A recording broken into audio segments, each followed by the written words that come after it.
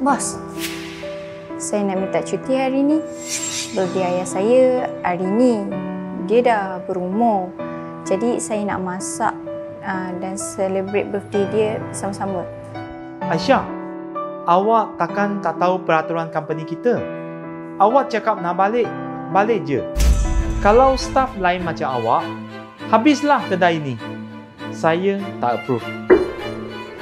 Bos, saya selalu sibuk uruskan kerja-kerja stok baru-baru ni sampai saya terlupa birthday ayah saya. Saya anggap ni special case lah. Tak boleh memang tak boleh.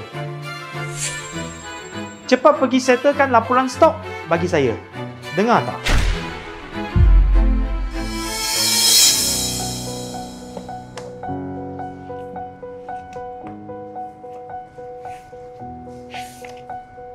Aisyah, hantarkan barang ni ke rumah seorang nenek nanti. Alamat mesti kena tengok kat dalam.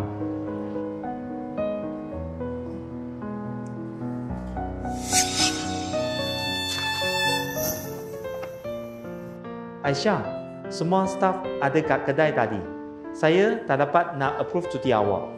Ni bawa balik bagi kat ayah awak sebagai hadiah. Semoga dia panjang umur dan sihat selalu. Cepatlah balik masak dan sambut birthday ayah awak. Terima. 我想要怒放的生命，就是飞翔。